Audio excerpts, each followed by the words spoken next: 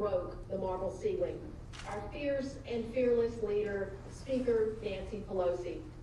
Speaker Pelosi has been a steady hand over these past 4 years. Rely on for strength, for leadership, and to remind us each and every day our purpose. He unified our caucus, steadied us for better days, and built a vision that we executed together to remind this nation what it looks like when Democrats govern. It's fitting that we come together in March as we mark Women's History Month, because there is no one in this country who has done more for women and children than Speaker Nancy Pelosi. The children, the children, the children. How many times have I heard that in my first 2 years in Congress?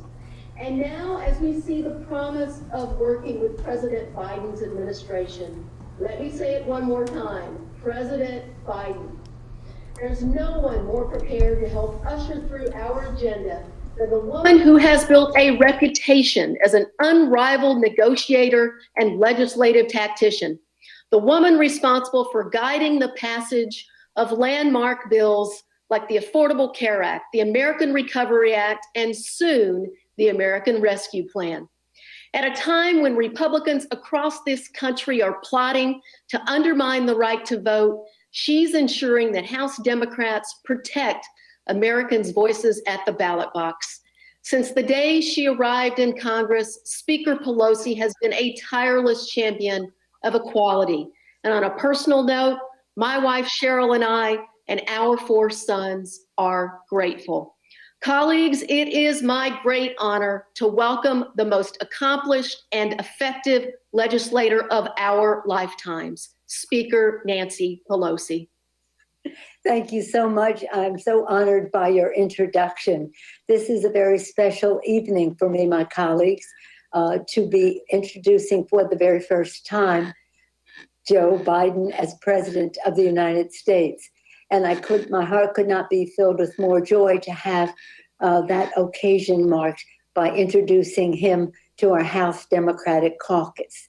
That joy is also increased by being introduced by Angie Craig, and I'm so glad she referenced her wife and her 4 sons, whom I love hearing about, and now in front of the President of the United States. Thank you, Angie, for your leadership, your friendship, and your very generous introduction. You make this evening very special to me, a special evening. First time, Mr. President, that I'm introducing you as President of the United States to my great House Democratic Caucus. That makes it even better. My colleagues, as you know, our nation is blessed with Joe Biden as President of the United States. He is an extraordinary president. He knows how to get the job done. When our nation faced the Great Recession, it was Joe Biden who led the implementation and accountability of ARA, helping to create and save millions of jobs. That experience serves him well with the American Rescue Plan. When the Democratic Caucus was passing the Affordable Care Act, Joe Biden was a partner for progress in the White House, and that experience serves him well as we face the coronavirus crisis. Joe Biden has been a voice of reason and resilience with a clear path to lead us out of this crisis. On another front, I want to tell you about Joe Biden, the Joe Biden I've seen with parents of victims of gun violence, listening to them and offering them the empathy, grace, and courage that he can give them as someone with the terrible understanding of a father who has shared their experience. Continuing on the family front, Joe and Jill Biden have taken their experience as a Blue Star family to help ensure that service members, military families, and veterans have their service respected, the support that they need, and the benefits they have earned. He is our commander-in-chief, and Joe Biden is the first president in 40 years to have a son who served in a war. He knows what it is like for military families of those who are deployed. He knows the role that our hidden heroes and caregivers have for returning veterans. And he's so proud of Bo. He is concerned about other veterans who have suffered from cancer, many after being exposed to toxins in the burn pits of Iraq. That is just one reason for his enthusiasm for the cancer moonshot, demonstrated as recently as today by a bipartisan meeting on cancer at the White House. I've seen President Biden working behind the scenes, hammering out solutions for the American people. He is a leader with the humility to seek expertise and science and the confidence to act upon it. On the policy side, President Biden has been a long-time legislative partner, including for VAWA, for gun violence prevention, and of course, with his connection to America's working families. On the global front, President Biden is a distinguished world leader who commands the respect of allies and adversaries alike. I especially personally enjoyed seeing him, as a Catholic, I enjoyed seeing him received at the Vatican when the Pope was inaugurated, when Pope Francis was inaugurated. On the political front, Joe Biden has campaigned with or for many members of Congress, almost everyone in this virtual setting. Thank you, Mr. President, for being there and with us and for us. My husband, Paul, always says, I just wonder how long into a speech it will be before Nancy starts talking about her grandchildren, our grandchildren. My grandchildren have for many, many years been longtime friends of Joe Biden. They have a range in age, but all of them love Joe Biden. But let me tell you one story. I think it was like 2013, 4 and 5-year-old, two of my, Paul and Thomas, we were at an event of the DCCC in New York, and Joe Biden was the featured speaker. They were so excited to see him because they'd heard so much about him from their cousins. And they met him, they talked about pets and things like that. And afterward, after the luncheon was over, I took them for candy. Don't tell their mom. I took them for candy at a place, Dillon's in New York. Well, they have sort of like swinging doors. You have to get through the doors, one part of the store to the next. So here they are, place is packed and jammed. These kids are making all this noise over there on the side. And all of a sudden, I hear them pronounce, in order to open these doors, we do not say open sesame, we say open Biden. That's our magic word. Open Biden. I love it. Now more than ever, we need a battle-tested, forward-looking leader who will fight for the people, a president with the values, experience, and the strategic thinking to bring our nation together and to build a better, fairer world for our children. As president, he is taking us to new heights of inclusion in the success of America. President Biden is a leader who is the personification of hope and courage, values, authenticity, and integrity. Joe Biden is president, and with Democratic majorities in the House and Senate, we will deliver bold progress for the people. And now it is my privilege to present the 45th President of the United States, as my grandchildren would say, open Biden, Mr. President. Nancy, I love you. There's no one I'd rather work with than you. We've been friends a long time, and your whole family, your daughters, and it's just been a great relationship. And I think that Angie was absolutely correct, that you've been the consummate leader. I've been here a long time, and there's been no speaker that's been your equal, although there's been some great speakers. And you just have a special way about you, Nancy. And you're also very, very, which is important, you're kind, but you're tough. And you know what's right, and you stick by it. And I admire the devil out of you. And I want to thank somebody I campaigned for. He was leading by 30 points till I campaigned for him, but he still won anyway, Hakeem Jeffries, and Vice Chair Aguilar for putting this conference together and including me. And I want to thank the entire leadership team and all your committee chairs for taking an important step in the American Rescue Plan last week. You all showed at a time when the American people are depending on us, and they are desperately in need of us, that a diverse caucus isn't a divided caucus. Congressman Clyburn. I also want to note that it was almost exactly a year ago today that you delivered the endorsement to me in South Carolina that meant so much to me in my campaign. You're a great friend. And on the night of that primary, America had confirmed only fewer than 100 COVID cases. That's just a year ago. Breonna Taylor and George Floyd were still alive. California yet to suffer the worst of what would become the worst fire season in recorded history. And there have been no violent insurrection on the Capitol Hill, and I could go on. A lot's changed. My point is this.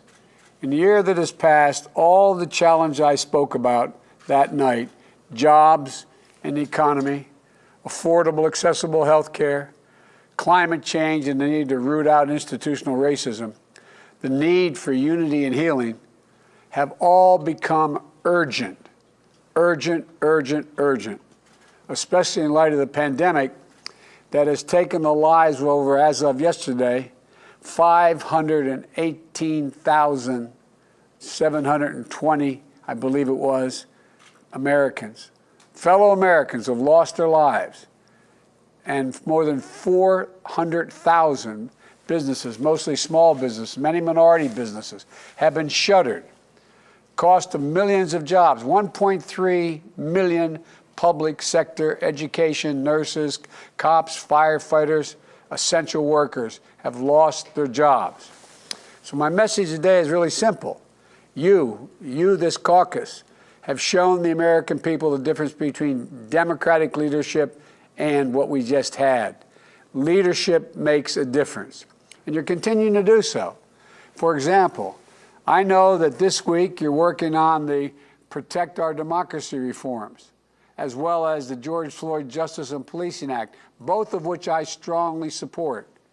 And I know that the past couple of days you've had briefings and conversations on immigration, healthcare, foreign policy, climate crisis, and a lot more. And as you work on all of these, I urge you to continue to speak up and speak out about the American Rescue Plan. And here's why. You know, the confidence in the American government has been plummeting since the late 60s to what it is now. And many of you remember that in 2009, we expended a lot of political capital, Nancy and I and others, in the Recovery Act. It was an act that had less than 0.2% waste or fraud in it, according to the experts. And the economists told us we literally saved America from the Depression. But we didn't adequately explain what we had done. Barack was so modest, he didn't want to take, as he said, a victory lap. I kept saying, tell people what we did. He said, we don't have time. I'm not going to take a victory lap. And we paid a price for it, ironically, for that humility. And this is a case where every single piece of the bill you passed addresses a genuine, desperate need for the American people. Each piece isn't just defensible, it is urgent and overwhelmingly supported by the people. It's good policy and it's good politics. And I'm not sure we've ever seen something that is needed as badly as the American Rescue Plan that was as broadly popular. Nancy and I have passed some really important things in our careers, but they haven't always been that. They've been badly needed, but they haven't been overwhelmingly popular. Sir, I've served in the Congress for 36 years before becoming vice president for 8. We never had anything this urgent and this ambitious that was so widely embraced. 3/4 of the American people are together with us on this, 3/4. Nearly unanimous support among Democrats. More than 70% of independents in poll after poll. 60% of Republicans. I'll say that again. 60% of Republicans support what we're doing. A bipartisan group of more than 425 mayors, Democrat and Republican. The AFL-CIO and business leaders. Look, the show of unity we're seeing is unprecedented. It isn't just about the sum of the total package. Americans are lockstep on each of the major elements of the plan, and they know what they are. They support what we're doing on vaccines. Look at the progress we've made with your help. been able to move us to the point where we had very little supply, that we will have enough vaccine because of the work we've done with your help, enough vaccine by the end of May to be able to vaccinate every single adult in America. Will not be done by then, but that supply will be there. They support what we're doing on direct payments, on unemployment insurance, on food and nutrition support, on keeping people in their homes, on safely reopening our schools. Staying unified as we complete this process of passing the American Rescue Plan won't just make a difference in our fight against COVID-19 and our efforts to rebuild the economy, it will also show the American people we're capable of coming together for what matters most to them. They've lost faith in government. This is a time to reestablish that faith, and the reason why they should have faith, because we're doing the right thing. It's a show of strength and a first step forward to restoring their faith in the capacity of government to have their backs. Now, if we deliver on this, it also builds momentum. It builds real enthusiasm as well. And I will make everything else we want to deliver. This will make everything more possible to get it done. That's why starting off this victory is so important, because it's so consequential to their lives. And we know how much we have to do. But it all starts here. It starts by bringing this home, bringing home what you've done all the way. And I know we're all making some small compromises, but I want to thank you. I want to thank you for the work you've done. I want to thank you for the work we're going to continue to do. I know parts of this and everything else we seek to do are not easy, but people are going to remember how we showed up in this moment, how we listened to them, not specialists, to them, and how we took action. I believe we're going to come through this, and I think that people's memories will be long. And if we continue to stay laser focused on getting shots in people's arms, responding to the economic crisis, it's going to open up a lot of hearts and a lot of doors for us tomorrow to do the many more things we know we have to do. So I want to thank you all. I really mean it from the bottom. I want to thank you. Thank you, thank you, thank you. And I'm happy to take questions if that's what I'm supposed to do, Nance, whatever you want me to do.